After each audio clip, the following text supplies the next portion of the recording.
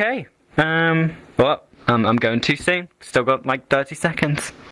We've got to be on the dot, people. Oh, I will remind you, if you want to turn off name tags, to make sure it doesn't disrupt you, please do. And also your earmuffs. If anyone's being too loud or screaming, then please use your earmuffs. Okay, we're live once again. Hello. Welcome once again to our crowd in VRChat. Thank you for staying with us for our next screening, and thank you for our people on YouTube who are staying, or any new people. Welcome to the stream. Welcome to our final screening at Raindance Immersive. We've been playing all of our best short film of VR nominations, as well as all of our best music video of VR nominations, and it's been such a treat. I'm delighted to be ending on this incredible psychedelic finale of a music video, and it's my pleasure to welcome to the stage the director of the music video, Evan the Floydian. Please come and give an introduction to what we're about to see. All right. Hello, everyone. So, thank you so much for coming, obviously, and those watching either now or later on, wherever you are. So, this film, Witchcraft. Now, this film, or this music video, is about some sorcerer dogs in their quest to fight their greatest enemy, the cats. But little did they know that even though their magic is very powerful, they may have underestimated their foe.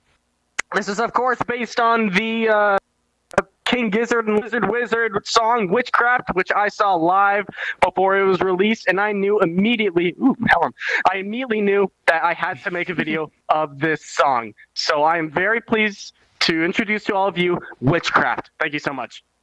Woo! Thank you for that exciting intro, Evan. I can only echo Evan's points. You're in for such an incredible ride. The first time I saw this music video, my jaw was completely dropped by the end, and I'm sure yours will be too. So without further ado, let's play Witchcraft. Let's go. Let's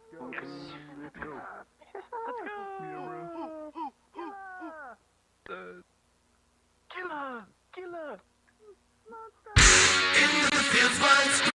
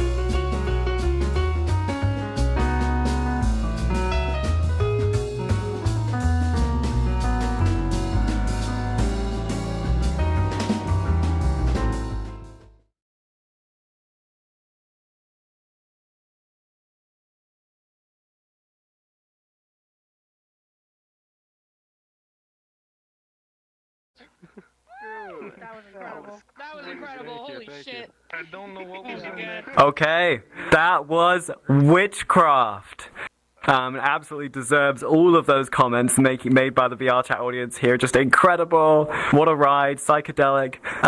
There is so much to unpack with this music video, and I am so excited to be unpacking it with the director, Evan. Please come and join us on stage. Let's unpack this. Woo!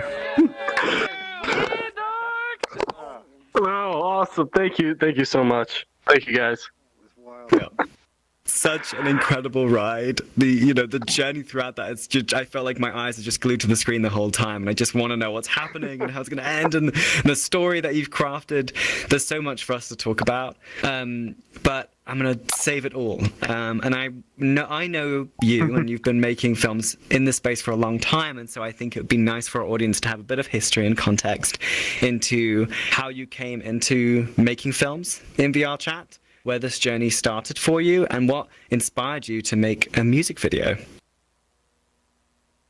Thank you. So I first started out in VR when I was, at the tender age 16, and I knew immediately that this medium was a glorious amateur filmmaking tool that no one was using. And so there's all these different sets and everything you could use. So when I was around 16, 17, I made my first VR film. It's called Us and Them. It was with the hyena community at the time when they existed. I'm just kidding. They still exist. So I did that, and then I got into the Shibas, and I made some shorts in the middle of COVID, and then I made the first, or not first, but one of the really good feature films of VRChat with Rectal Bisque. He's right there. And then from there, just working on Survivor, Witchcraft was one of those projects I wanted to make for a very long time. And I saw, King Gizzard and the Lizard Wizard, they're an Australian, you can't even call it prog rock because they do everything. They just released a techno album. They do everything, like environmental thrash or whatever. So I'm a huge fan of them, basically obsessed. And I knew that I wanted to make a music video of them. I didn't know what, but I knew they were releasing a new album, and it was thrash, environmentalist thrash, and their second time doing it. And so I was like, ooh, we can do this. So I saw them in Chicago earlier than the year, and that's when they were showing the first time they were showing some of the tracks from that new album, and they played a Witchcraft for, I think, the second time ever before the album released, and I knew immediately I had to make a video of that. And actually, small little side fact, that exact concert is in one of their live albums. So if you want to hear the exact time they played Witchcraft and what that made me want to make this, it's on there. It's up there. Nice. Thank you. Thank you for sharing that kind of seed of the inspiration. And I'm so pleased that if you want to hear where that inspiration came from, then you can. Yeah, exactly. Awesome. It's all there. Yeah.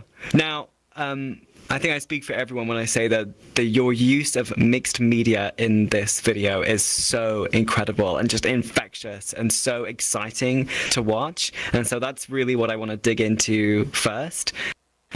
There's a clear story structure. You present these characters, this world, and there's this, it feels like there's acts to the video, and I love that you've written story into the song and for this video. I'm curious about the different languages that you've presented in the film, within animation, live action, and so on. To speak to the psychedelic elements, I know that you've been doing psychedelic visual work for a while. This isn't your first rodeo when it comes to that sort of animation and that sort of language. So I'd like to touch upon that specifically first. How did you discover your animation style, and how did you want to approach this video with it? Yeah, of course. So when I first started doing I first started doing, you can't even call it animation, it was more like slideshow when I was 14. And then as I got older, of course, I started doing that. But then I got into Pink Floyd, the band, and that just catalyst of different 60s music and bands like Jefferson Airplane, The Doors, and I started making artwork at first of just not some people are like, oh, did you have some kind of acid trip? And then all of a sudden you just into it. No, I've never done that. But yeah, so I started making the art and I started incorporating that into my animations, and that just kind of became my thing. And I loved, and even in high school, we'd have like little I don't know, art shows, and I'd be doing psychedelic art all over it, and people were like, so do you take the funny paper? I'm like, no. I've never done that, and I love the reaction every time. It's like, what? Like you're doing this with a sober mind? What's wrong with you? What's your secret? So that's kind of how I got started. But with this, again, I'd already done a little bit of VR psychedelic work. I did that with Assassination, making that whole scene where the detective trips out on Applebee's. But with this, King Gizzard makes amazing music videos, and the main guy behind it is Jalson Galia. I don't know how to say his name, but like he has been making their music videos since day one, and he and I are almost completely the same. He does analog work, he does 2D animation, he does live action, he does all these things that I do, and he incorporates them in his videos like all the time for Gizzard. And I felt like I just needed to do that. Now he does 3D stuff. I can't do that. That's the only thing I can't do. But yeah, like see, I wanted to make a video of Gizzard that not only incorporated, you know, the basic storylines of that environmentalist thrash album. The album has quite a name. You can look it up, but I'll just say Petro Dragonic Apocalypse. It's a very long name, but yeah. So I just I wanted to incorporate that, and also Galia's mixed media as well, because I do almost exactly everything that he does. I see. Well, it's nice that you've really taken inspiration there. And you say that you don't do 3D, but I think there's so much 3D in this video. I mean, with VRChat specifically, of course, it's a sort of, it's a similar sort of 3D, but you've got such an achievement there. Absolutely. Now, we had a conversation before for another conversation for the festival, and you said one of my favorite quotes of that whole conversation, which was, I am studying to be a storyboard artist, but I did not storyboard this video at all. And it always stuck with me because it sounds like you had such an organic process with making this.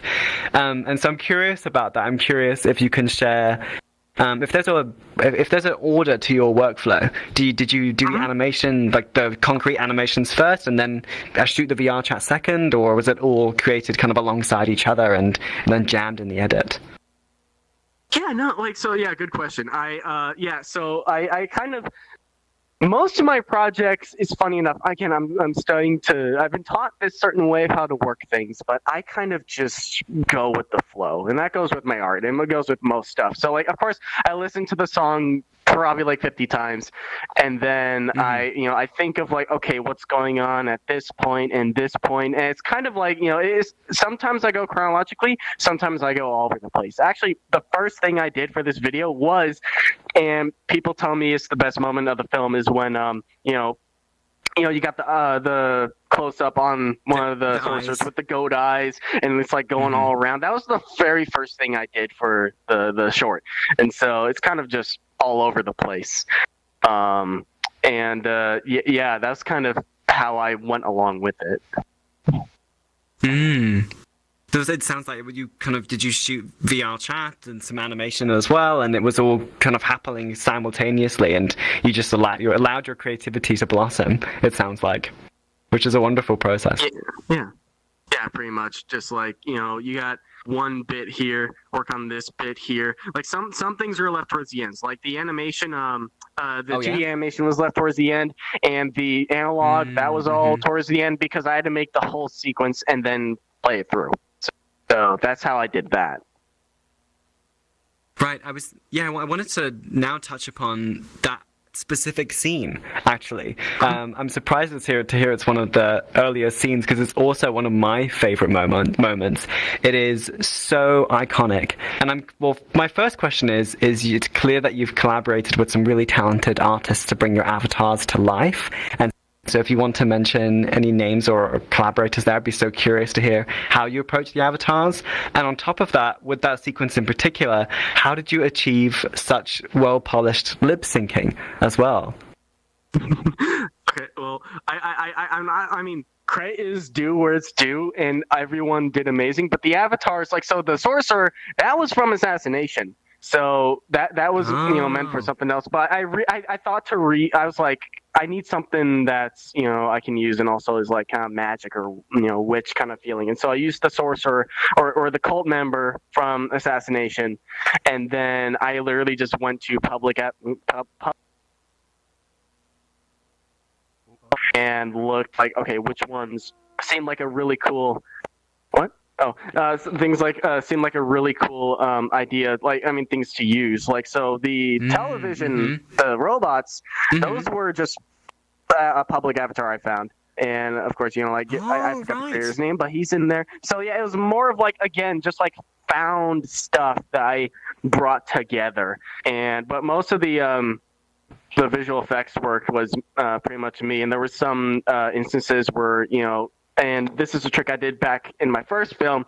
You do a static shot, you green screen everything except for the actors. I mean, except for the avatars, and like it'll just be me duplicating it myself until you have like a whole crowd. Now, of course, I did have help. I have Bisk, Petey, Drowns, Ploopster, Exelon, all these guys that helped out in some of the acting. But yeah, it was great to kind of go back on some of those old techniques. But on your question about lip sync, and we talked about this a little bit in your opening ceremony. We talked about this is that when it comes to lip sync, you kind of have to, depending on how the avatar is, you have to exaggerate. Now, you asked me if I could find the clip of from that scene of me I sang the actual quote unquote sang the actual lyrics. But yeah, you kind of have to enunciate your words a lot louder, kind of like with hues of orange. Just you have to be very loud. Right. Well, because you have to make sure you get the Visines correct, right? Is that the reason? Exactly. Yeah. So, following that scene, I'm kind of going chronologically now, that is the moment we cut dramatically to live action, and you have this really nice, very motivated aspect ratio change, which really suits, the way that you've motivated that scene. One great way that you've justified that transition is with the costume. The costume brings so much cohesion and immediately is relevant to the characters and the other visuals that we've seen. I'd love to hear your direction behind the live-action shoot, and if you can paint a picture for us of what that shoot was like as well, because I remember you saying it was particularly hot that day.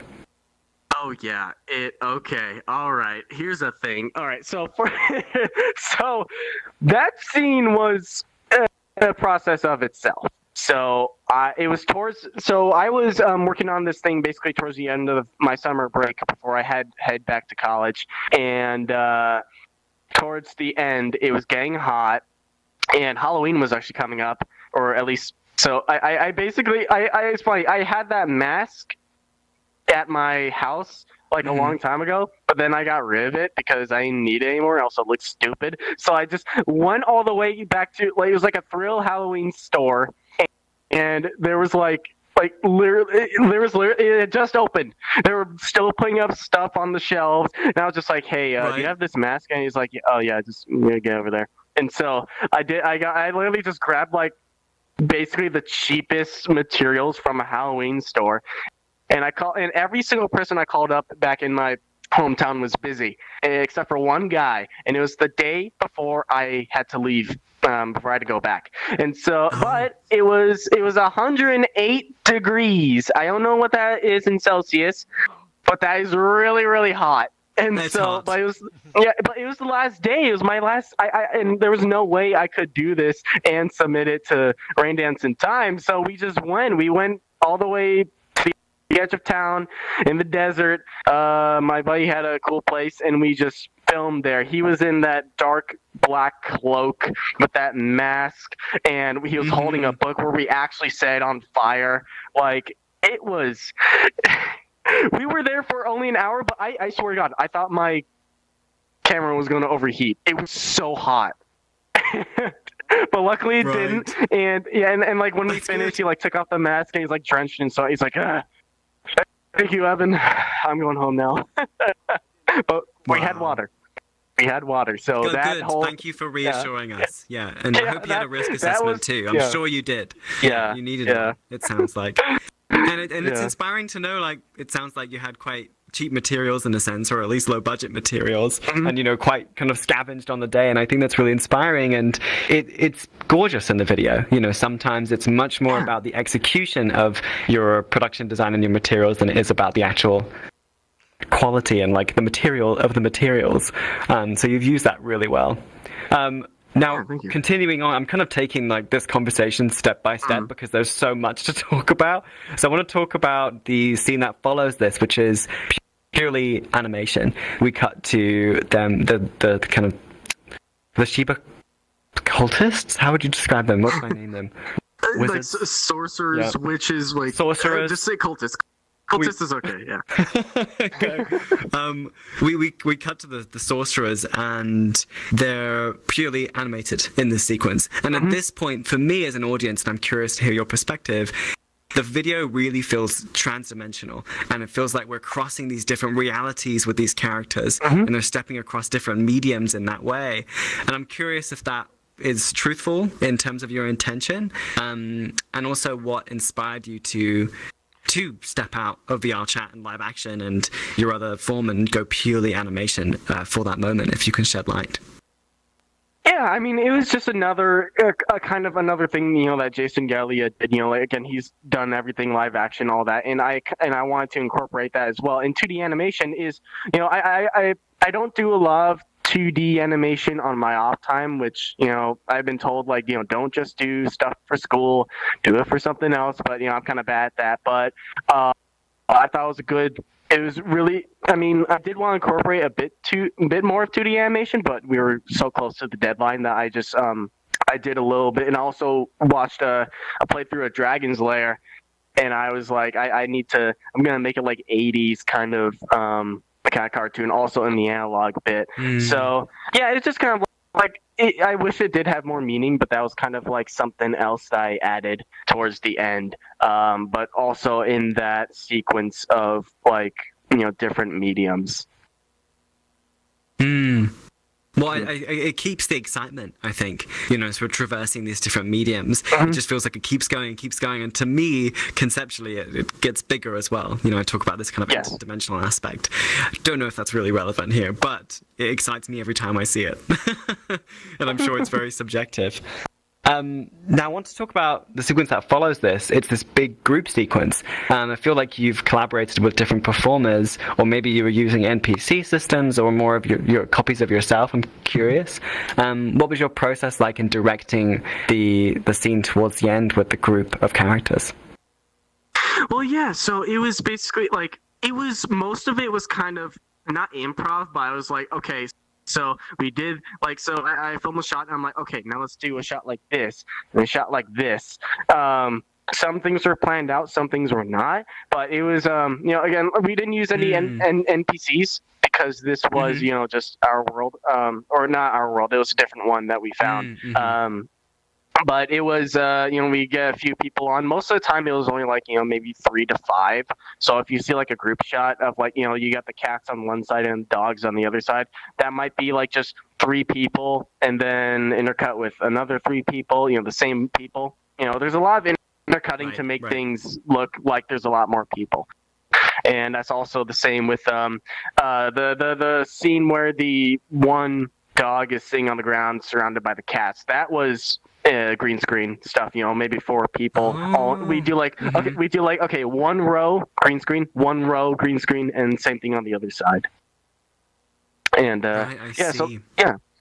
So that's how we did that scene. But like, I want to touch on the analog a little bit, because I've been doing analog visuals for like about 3 years, like mainly for like raves and concert visuals and stuff. And that's also something that Jason does very well. So, I thought to incorporate that really well. I plugged in, it goes through my phone all the way through these different big components with switches and buttons, and then it goes into the computer as a video feed. And so again, like we filmed that entire sequence, and then I play it through my phone, and then I do all these like different analog effects I use for my shows into that. And I kind of wanted to make this. Some people kind of complain that there's, there should be an epilepsy warning. There should be, not as much flashing.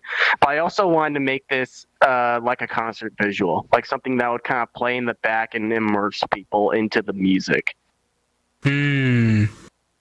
Yeah, well, it's so effective. The way the video complements the music, I think they're hand in hand. You've really mastered that. So that's a huge achievement. I want to talk more about the visual effects. The visual effects in the end finale always astound me, and I'm curious if any of them were rendered in VRChat using avatars. For example, the scene where one of the heroes is firing these kind of lasers towards the robots. Was it a tool rendered in VRChat? Was it all composited during post?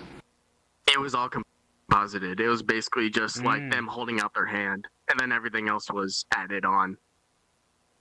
I see. I think the analog visuals really help justify that and kind of bring it together. I really love the effect that you've put on the grade, I presume, or the analog style. I think it also lends itself. I'm a bit obsessed with this, but to this like interdimensional concept of like going through different time and different mediums and crossing different mediums. I think it's really justified, and that goes for the aspect ratios too.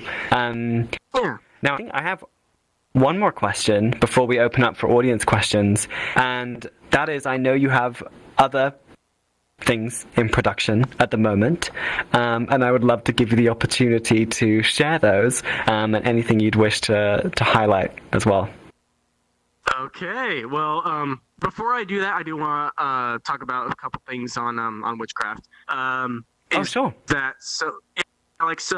If you read the lyrics. When he's, there's a couple moments, which is really funny. I barely looked at the lyrics at all, and it somehow worked.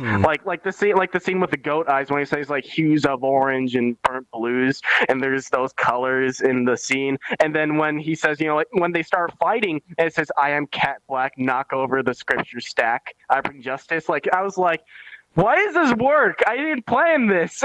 Oh, wow. I figured it's so in tune that it was planned. I didn't even think to ask. That's amazing. Yeah, like it some things just work. They really do. But yeah, I mean, just Witchcraft is kind of like, again, it was a project I wanted to do like so far in advance, and I was just waiting for them to release an album, and I was just going to do a song on that, and Witchcraft I felt was the right one. And it's funny. And I want to talk a little bit about other music videos. I kind of wanted to take different approaches. Like, I'm not a fan of, and I know there's a few people who make these kinds of videos. That's all right. I'm just not a fan of videos that are just like the band or maybe some cover band just singing into the camera and like, just playing their instruments, and that's the whole entire video. I think it's better when there's an actual story. Lip sync, sure. If you're breaking the fourth wall and they're actually singing the song, that's cool. I just felt I kind of wanted to. I didn't want to just be having a fake band singing into the camera, fake strumming instruments. I didn't want to do that. So I wanted to make an actual story. And I think, especially with Gizzard's environmentalist themes and the story that they put in their songs, I kind of wanted to do the same thing. And some people are kind of like, someone was pressing on me like, Evan, what's your message? What's your message, man? What are you saying to the world, bro? Right. Like, what's your thing? And I was kind of just like, I mean, it's a fun good versus evil story. But if I do want to answer someone's question and say like, okay, like what's your message? What are your politics? What's your thing? I'll just say, a little band-aid on it is probably just like evil exists. It's not just the cartoons or the things that we see in movies and stuff like this. It's real. It's around. There's no denying that. So I guess that's the one thing that, like, if you want to say, oh, what's the message? It's probably that, I guess. Right. Yeah. No, thank you for sharing. I'm sure people in the crowd are curious for that question. Yeah, I guess. And attached to that, this is... Oh, yeah? Oh, I mean, you inspired a whole other question from that. This is something we've been asking a lot of our creators, and as someone who's been making films in VR for a long time, and for your own personal work, but also collaborations with various other people. What has been a key learning or some advice that you could share for people who are also interested in this landscape of filmmaking? Okay. Awesome. All right. So yeah, key learning, first thing is, I'm a young guy. I'm not exactly at professional level, even though that might say different. Everyone has their different skill set. There's some fantastic young people who make some truly amazing stuff. I can think of the guy who animated for that Lego scene in Spider-Verse, and he was 14 years old. That was amazing. There's, I guess, key learning thing is kind of just like, you're never too young or old to learn something new or to try something new. But also for like general advice is that you, and this is more of a industry thing, or like if you want to get into a professional field, if you want to do this for a living, not talking about VR, but just like creative stuff in general or film, you have to make stuff. You can't just sit on your butt doing little doodles and expecting to become the next Leonardo da Vinci or the next Spielberg. You have to make stuff because that's how you get better. Like my stuff 5 years ago when I first started in VR, it's my creative opinion, it's not too great, but you're never going to improve if you don't start. And you have to work for it. You have to struggle. You're going to make stuff, might not work out. I've made films and shorts that have literally nearly sent me to the hospital, and they flopped hard. So don't be disillusioned. Don't be easily discouraged. Discouraged. That's a really good word to say. Don't be discouraged. Just keep making stuff. That's what you gotta do. Like Bisk over there, his greatest piece of advice to me is draw till you drop. And that's definitely for anything else too. Yeah, there's a lot of truth in that statement. And before we go to audience questions, your opportunity to share what you've got working on, what you've got in development now. Yes, I was going to get to that. So I've got a few projects in line, not just in my school area, but also in my own personal individual stuff. So I got, of course I'm working on Cheapest Squad Survivor episode 7. I'm still the main writer for that, and we're working on that really, really hard. It's going to be great. And then I have a feature-length documentary called VR: A Digital Frontier that we are almost done wrapping up. And we're going to be doing some test screenings, and then we're going to just ship it out to film festivals and see how it is. Because I want to make a documentary that, now, there are some great videos about VRChat. There are some great, even feature-length documentaries about that. This guy made one. And I wanted to try also doing one that anyone can understand. I want someone who is, 60 years old, has grandkids, doesn't know a lick about technology to see this film and be like, I understand what this thing is. This is a real thing. And so that's going to be wrapping up in the next couple months. We'll be sending it out, and then we'll see about screenings and other stuff like that. And then I have a animated short. It's going to be my final project at college. It's going to be called Corner Cuisine. That comes out around March. So we're going to be doing that. And everything's on my YouTube channel, Psychedrolic. Go subscribe. Yeah. There you go. That's all my stuff. That's the plug right there. Go subscribe. Check out Evan's channel. Thank you so much for sharing that. I'm obviously naturally excited about your documentary, so I'm pleased that you referenced that. I'm really, really excited to see that very soon. And let's open up for audience questions. We have a good amount of time, so if anyone is curious about the making of Witchcraft specifically, we would love to hear. There's a lot to talk about. Here he comes. Hey, Kev. Hello, I'm floating a little bit. Oh my goodness. Yo, that was absolutely amazing. This is... it's a question, but it's kind of tacking on to that. So you mentioned that you used, cheaper equipment, things like that. When it came down to physical purchases, you used avatars you found in the world. There was a lot of things that you used that was already pre-made, essentially. And I wanted to add on to that, essentially, or have you tell people, essentially that, it doesn't take, the top-of-the-line equipment, it doesn't take the top-shelf stuff to make something absolutely gorgeous and beautiful, as you did here. Like, the fact that you had a thrasher going with it, too, which is such a rare medium to have here, especially in music videos and VRChat. It's incredible. So, the question kind of goes into just, how would you say is the best way to help inspire people to utilize what they have in their toolkit already without having to wait for something top of line to come out? How did you get into just I can use this right here. I don't need to have something brand new, essentially. Okay. Yeah, no, that's a very good question. So if you want to talk about with VR specifically, again, VRChat is a free platform. There's worlds that I don't imagine anyone's gonna sue you for using. There's avatars. Right. There's so many tools and things. And when I made my first film when I was 16, I didn't have sets. I didn't have actors. I didn't have anything. Yeah.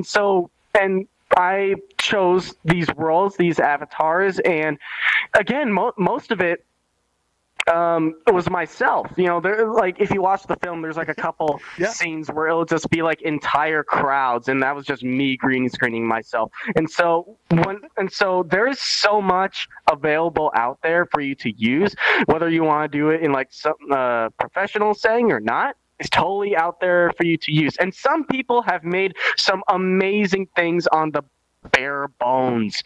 You don't need a $15,000 cinematography or camera to make a cool film. There are so all you have to do is just keep doing it. You're going to find that area of just what works. You're gonna find that angle. You're gonna find that workflow. Anything can be used to make an amazing film. Think Blair Witch Project. They had just some small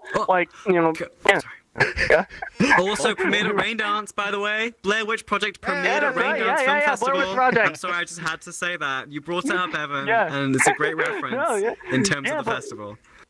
Yeah, no, Blair Witch Project was made with some for the time it was not too great cameras, but also just had such a low budget. You can make whatever you want. You can make amazing things with the bare bones. And again, like I said before, you do not get better if you don't keep making stuff. If you don't keep doing things, you're gonna make things that suck. You're gonna make things that might, not work too well. Things that flop. That's okay. It happens. You're gonna break a headset for a scene that doesn't even get used. Exactly. I'm guessing you did. No, precisely. Oh yeah, no, I stepped on my index at one point in time, and that was not great. Oh no. But that's besides the point.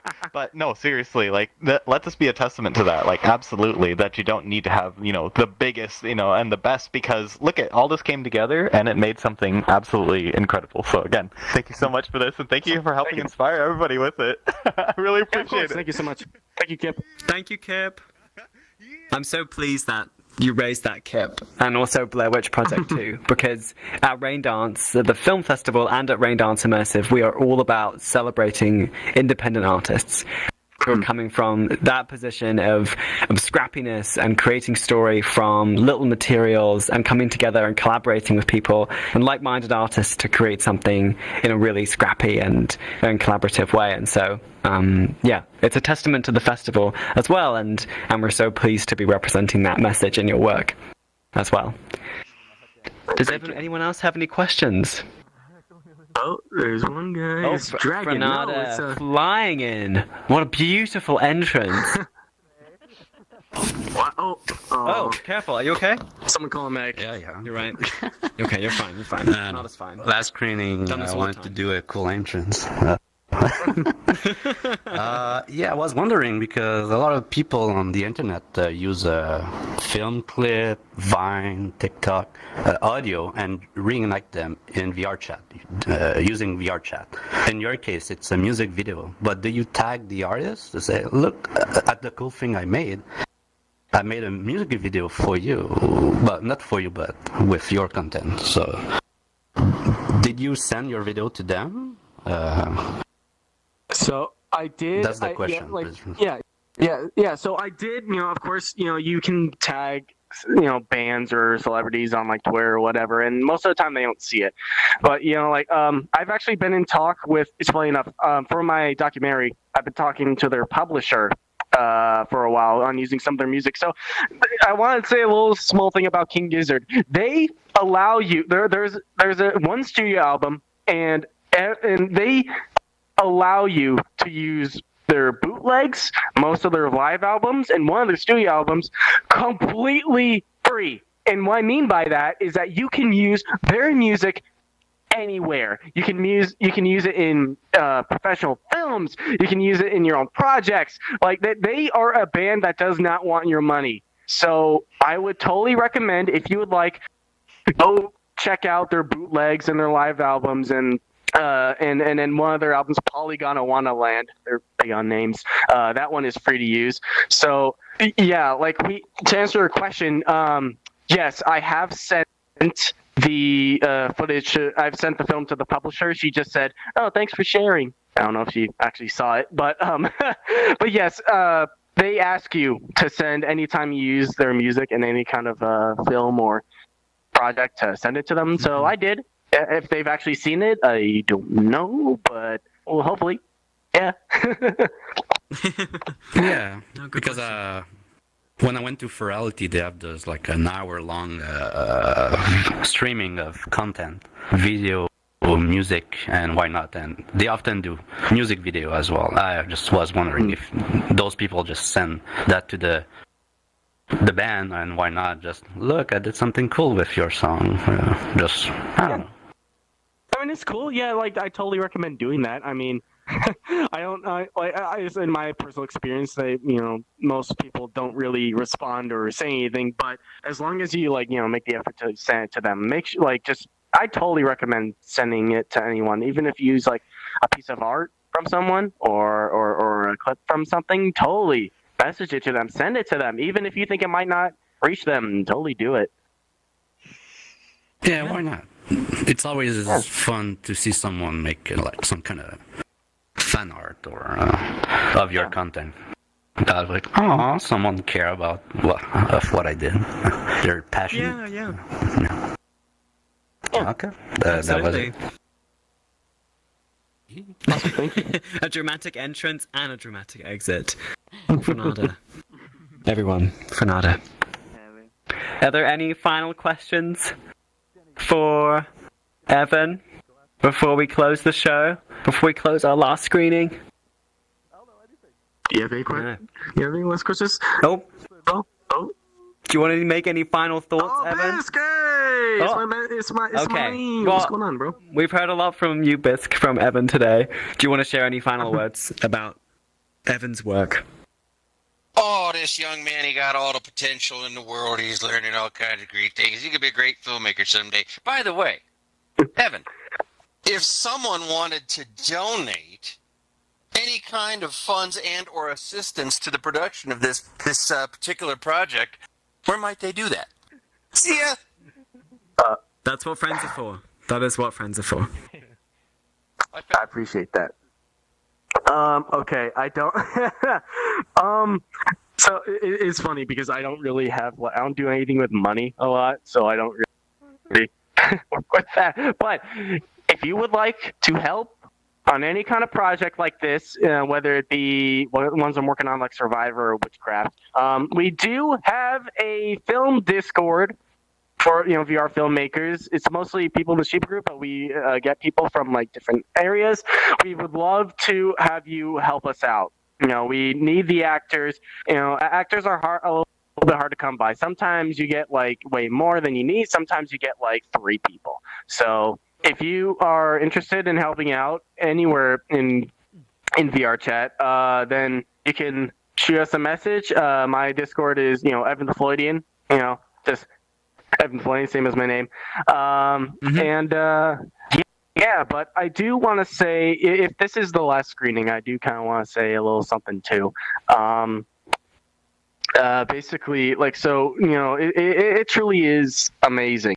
This, Raindance Festival. But this is my first time not only attending, but also being a part of it.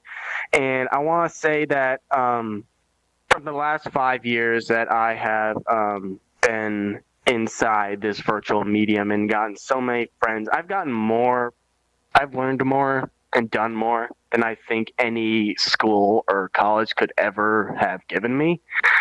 Same goes for connections as well. It's just like this platform really is something special, and you can be with people from all around the world. But for Raindance Film Festival, just film in VR, or maybe specifically VRChat, it's a new thing, but it'll definitely be a big thing. It's gonna be. I totally see it in pre-production in the industry. I see it being used in small areas, like it's kind of been used before in places like Avatar.